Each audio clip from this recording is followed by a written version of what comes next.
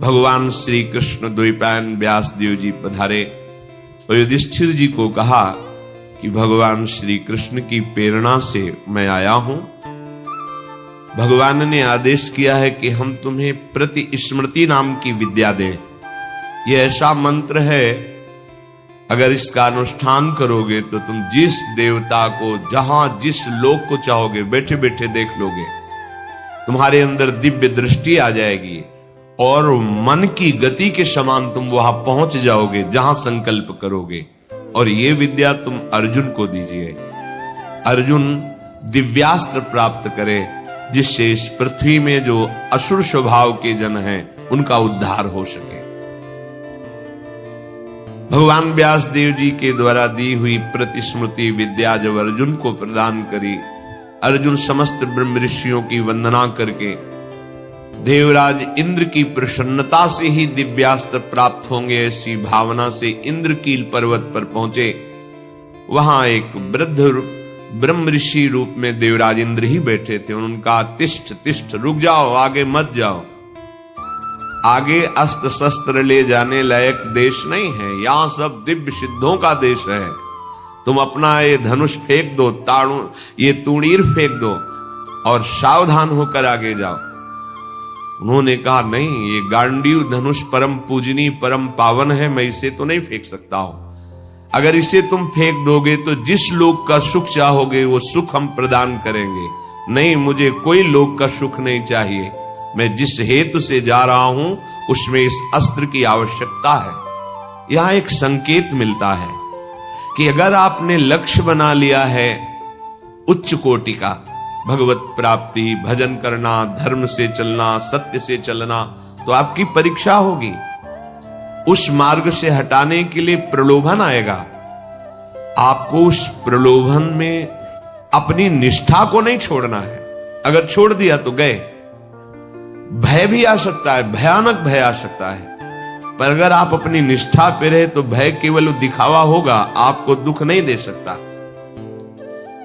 प्रकट हो गए देवराज इंद्र और कहा, मैं कोई ब्रह्म ऋषि नहीं हूं, मैं त्रिभुवनपति देवराज इंद्र हूं। तुम अपनी निष्ठा में अचल रहे, क्या चाहते हो? तो कहा, मैं आपके द्वारा दिव्यास्त्र चाहता हूं। वो तो तभी प्राप्त हो सकते हैं जब देवाधिदेव भगवान शंकर का दिव्य अस्त्र तुम्हें प्राप्त हो, उनका साक्षात्कार हो, फिर हम समस्त लोकपाल अपने अपने दिव्यास्त्र आपको दे देंगे। अर्जुन ऐसा सुन ही रहे थे कि देवराज अंतर्धान हो गए। अब विचार किया कि मुझे प्रथम महादेव जी की आराधना करनी चाहिए। तपस्या के लिए दृढ़ निश्चय करके बड़ी उतावली के साथ चले और एक भयंकर कंटकाकीर्ण वन में पहुंचे, जहां समीप में सुंदर नदी प्रवाहित हो रही थी। हिमालय का शिखर है, पवित्र शीतल वायु चल रही है। उस स्थान के दर्शन करके मन में निश्चय हुआ कि यही भगवान शंकर की आराधना करेंगे। महातेजस्वी दृढ़ संकल्प वाले अर्जुन ने उस प्रदेश में तपस्या में संलग्न होने के लिए स्थान चयन किया और कुशा की लंगोटी लगाई।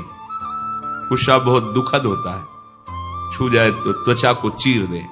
लंगोटी लगाई और एक दंड समीप में रख लिया और अपने गांडीव धनुष और तूणीर को वृक्ष की डाल पे से टांग दिया और हाथ जोड़कर भगवान शंकर की स्तुति करके निरंतर भजन में लग गए। 1 मास तक 3 दिन 3 रात कुछ नहीं खाना, उसके बाद सूखा पत्ता लेकर के पाना। दूसरा मास 6 रात के बाद कोई फल ले लेना। तीसरा महीना 15 दिन 15 रात व्यतीत होने के बाद एक बार कुछ फल ले लेना। चौथे महीने में केवल जल पीकर रहना, फिर जल भी छोड़कर केवल वायु श्वास, बस निरंतर महादेव जी के चिंतन में निमग्न। दोनों भुजाएं उठाए हुए, कोई सहारा नहीं, पैर के अंगूठे के अग्रभाग पर खड़े होकर के भगवान शिव के मंत्र का जप करते हुए आकाश की तरफ दृष्टि रखे हुए एकाग्र चित्त से उपासना कर रहे हैं। तदनंतर अर्जुन की भयंकर तपस्या को देख करके वहां रहने वाले जितने ब्रह्म ऋषि थे सब भगवान पिनाक पाणी महादेव जी के समीप गए और महादेव जी को प्रणाम करके कहा, देवाधिदेव, अर्जुन आपके लिए महान तपस्या से युक्त होकर के उपासना कर रहे हैं। हिमालय के पृष्ठभाग में स्थित होकर ऐसी उग्र तपस्या कर रहे हैं कि यदि आपने उनको सांत्वना न दी जो वो चाहते हैं तो दिशाओं में आग पैदा हो जाएगी उनके तप से। हे देव देवेश्वर, हम लोग कुछ समझ नहीं पा रहे कि उनको कैसे शांत करें। वे अपनी तपस्या का संताप प्रकट कर रहे हैं। हम महर्षि जन चिंतित हैं कि यदि वो ऐसी तपस्या में रहे तो आग पैदा हो जाएगी। जैसे ध्रुव जी ने अपनी प्राणवायु बंद कर ली तो त्रिभुवन की प्राणवायु बंद हो गई, तत्काल भगवान को आना पड़ा। पवित्र चित्त वाले इन महर्षियों की जो सदा सबको सुख देने में तत्पर रहते हैं, उनकी बात सुनकर भगवान देवाधिदेव महादेव ने कहा, महर्षियों, मुझे पता है, तुम विषाद मत करो। अर्जुन की तपस्या किसी को कष्ट देने के लिए नहीं है। अर्जुन के मन में जो संकल्प है वो मैं जान रहा हूं। वो किसी लोकांतर के भोग की इच्छा से तपस्या नहीं कर रहे हैं। उन्हें जो पाना है वो मैं प्रदान करूंगा। तुम सब शांत चित्त होकर अपने अपने भजन में लगो जाकर। भगवान शंकर का ये वचन सुनकर जितने ब्रह्मर्षि आए हुए थे सब प्रणाम करके अपनी अपनी कुटिया को गए। उन महात्माओं के चले जाने के बाद सर्व पापहारी पिनाक पाणी देवाधिदेव भगवान शंकर किरात वेश धारण किया। दिव्य कांति धनुष बाण धारण किए हुए, मृग चर्म धारण किए हुए, और भगवती उमा भी उसी भेष में साथ में, और साथ में उमा के साथ बहुत सी देवियां और महादेव जी के साथ उनके गण, पर सब किरात वेश में। जे ही भगवान शिव इस वेश में वन में प्रवेश किए तो सारा वन शांत हो गया। खग मृग पशु पंछी वायु जल सबका कोलाहल शांत हो गया, आवाज बंद। एक घुरघुराहट सुनाई दी उस अर्जुन को। आकाश दृष्टि करके मंत्र जप कर रहे थे। दृष्टि घुमाई तो देखा है कोई विशाल सुअर उनको मारने के लिए तीव्र गति से आ रहा है। तत्काल अर्जुन ने अपने गांडीव धनुष को उठाया और प्रत्यंचा चढ़ाकर टंकार की, जिसकी ध्वनि उस शांत वन में गूंज गई। अर्जुन ने कहा, ऐ शुकर, मैं तपस्या में लगा हूं, किसी को कष्ट नहीं दे रहा हूं, फिर भी मुझे मारना पड़ेगा क्योंकि तू बिना अपराध के मुझे मारने के लिए आ रहा है। सुदृढ़ धनुष वाले अर्जुन को प्रहार के लिए उद्यत देखकर किरात रूपधारी भगवान शिव ने सहसा रोका। ऐ वीर,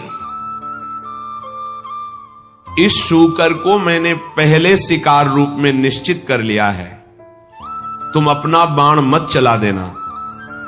परंतु अर्जुन ने किरात के वचन की अवहेलना करके तत्काल भयंकर बाण के द्वारा उस शूकर को बेध दिया।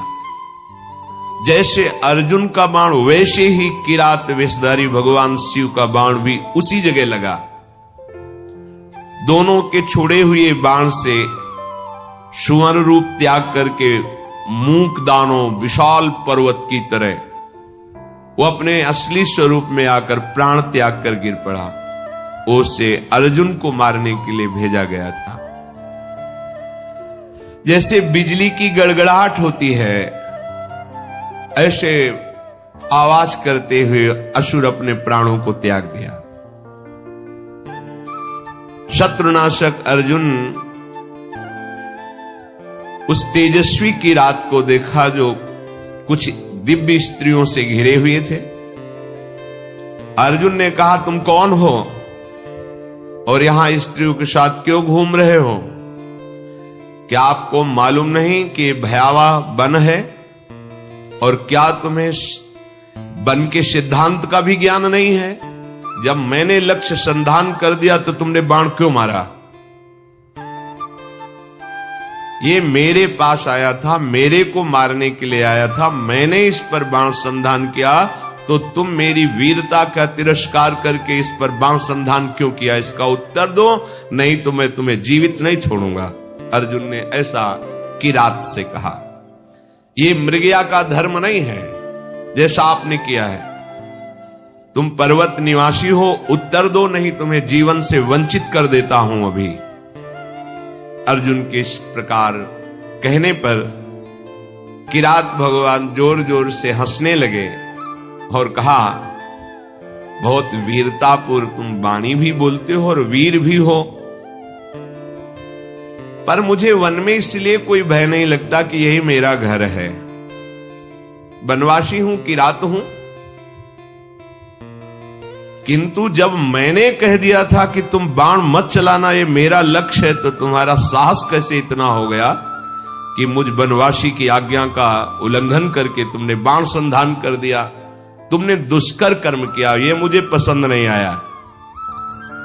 और तुम जो कहते हो कि मुझे जीवन से हाथ धोना पड़ेगा, तो पहले बल का निर्णय कर लेना चाहिए, फिर बाद में निश्चय होना चाहिए। तुमने हमारे बल का निर्णय तो किया नहीं। क्या तुम जानते हो हम में कितना बल है? किरात वेशधारी भगवान ने कहा। अर्जुन ने कहा, तुम्हारे जानने की हमें कोई आवश्यकता नहीं है, मुझे तुम जान लो। मेरा नाम अर्जुन है, मैं गांडीव धनुष को धारण करता हूं, और जब गांडीव मेरे हाथ में हो तो त्रिभुवन में कोई ऐसा नहीं जो मुझे परास्त कर सके। ये हिंसक रूप धारण करके दैत्य मुझे मारने आया था, मैंने इसे मार गिराया, अपराध आपका है। आपने मेरे लक्ष्य पर बाण क्यों मारा? किरात वेशधारी भगवान बोले, मैंने पहले रोका था और बाण संधान करके मैंने मारा है, और तुम मेरे सामने वीरता की बात करो, इसलिए लगता है कि मुझे तुम्हें दंड देना पड़ेगा। अर्जुन ने कहा, ऐसा कौन है त्रिभुवन में जो मुझे दंड दे? हमें लगता है कि तुम्हें प्राणों से कोई प्यार नहीं है, तुम्हें प्राणों से हाथ धोना पड़ेगा। भगवान ने कहा, तुम्हें बल का घमंड है क्या?